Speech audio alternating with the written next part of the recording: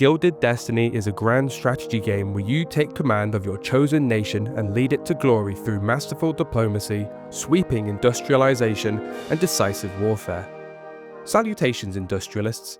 Regular watchers will notice I'm not Mark, I'm Ronan, part of the Aquila publishing team, but don't fret, Mark will return. Today's Dev Diary is going to be focused on navies. We'll take a look at how they're built, how you can customize and give orders to your fleets, and why they're crucial in your quest to conquer the world.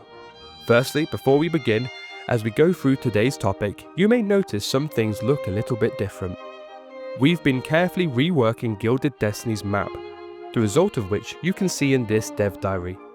We'll be looking a bit closer at the work that's gone into it soon, but before we go any further, we thought it worth mentioning to you. Before you take command of the high seas, you first need to build your ships. In Gilded Destiny, these are created in military ports. Military ports are built in cities and can only be built in coastal areas. Like other buildings, military ports can be upgraded, but they can only be upgraded or built by the government, regardless of policy. Upgrading improves tonnage capacity and the speed of building ships. Once built, you can then choose what ships you want to build. There are 5 classes of ships available, with different types and upgraded versions within each class depending on the time period and the nation's stage. These classes are heavy ships, medium ships, light ships, submarines, and transport ships. Each ship has its own set of stats. These include the more self-explanatory ones like tonnage, attack, defense, range, and HP, 2 morale, organization, speed, repair rate, recovery rate, spotting, and blockade power. We'll look at spotting and blockades in a bit more detail later. Once you've built a ship, you can either use that to create a fleet of 1 or build more ships and combine them together. Your fleet will have a home port which represents where they are built. There isn't a limit on the number of fleets that can be assigned to a port, but as we mentioned earlier, each port does have a tonnage limit, which will limit the total number of ships that can be assigned to it. Fleets can be customized and renamed, and like armies, an admiral can be recruited to lead the fleet. A fleet's movement is based on sea provinces and ports, rather than on tiles. This means that your fleets are in either a port or a sea province, and when a fleet is in a sea province, it's considered to be throughout the whole province, rather than just occupying certain tiles.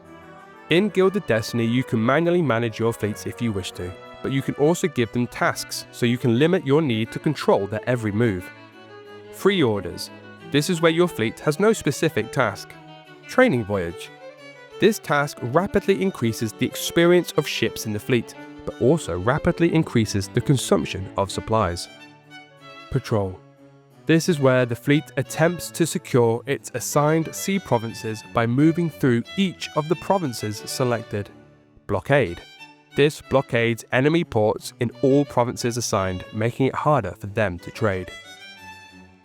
Not only does each ship have a spotting statistic, but each fleet also has a detection value determining how close the enemy is to detecting it.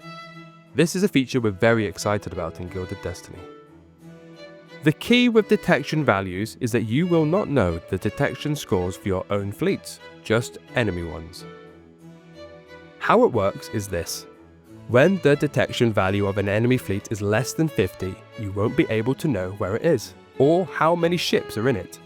Any value 50 or above means you'll be able to see both the fleet's location and you'll know how many ships are in it. When the detection value goes up to 100, you can start a battle against a fleet.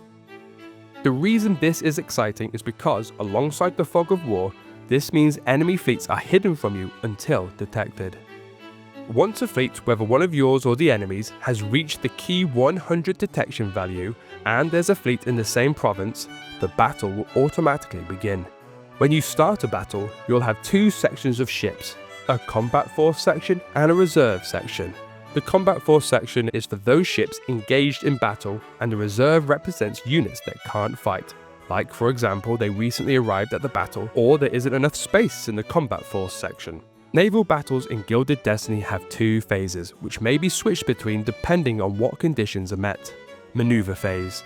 Here both sides compete to raise their maneuver stats. Achieving a higher maneuver stat compared to your enemy means you'll be able to unlock more powerful actions.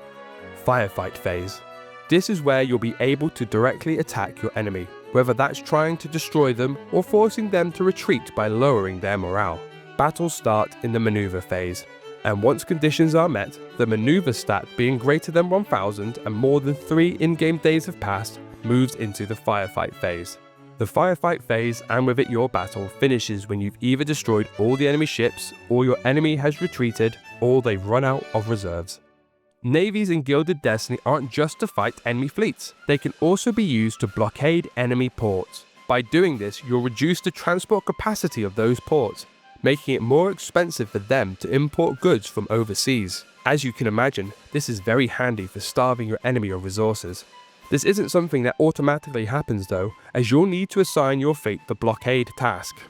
To successfully blockade enemy ports, you'll need blockade power. Your fleet's blockade power is the sum of all blockade power of the ships in the fleet, and you'll need 50 blockade power per level of port. So, in order to fully blockade a whole sea province, you'll need a blockade power that's the sum of the levels of each seaport bordering that province multiplied by 50. Blockading is a great feature if you have a fleet capable and strong enough to slowly starve your enemy's resources, but perhaps not so much if you're on the other end of it. To break a blockade, all you need to do is destroy the enemy fleet blockading your port, or otherwise convince it to leave.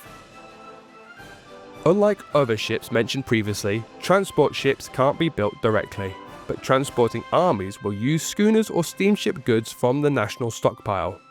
To move your armies across seas, or directly onto sea provinces, you'll be able to order armies to move to overseas coastal tiles. When doing this, the army begins moving towards the friendly coastal tile on the same landmass that has the shortest sea route to the destination, at which point the army stops at the tile and requests the necessary transports as part of its supply. Once the army has sufficient transports delivered to it, it will then begin moving over the sea to its destination. That's probably a good place to end for today. We hope that this dev diary has given you an in-depth look into everything Navy related in Gilded Destiny. As always, if you have any questions or comments, let us know. You can find us on Discord, YouTube, X, Facebook and Reddit for discussions, updates and feedback. Until our paths converge once more, we bid thee farewell. May your destiny be a gilded one.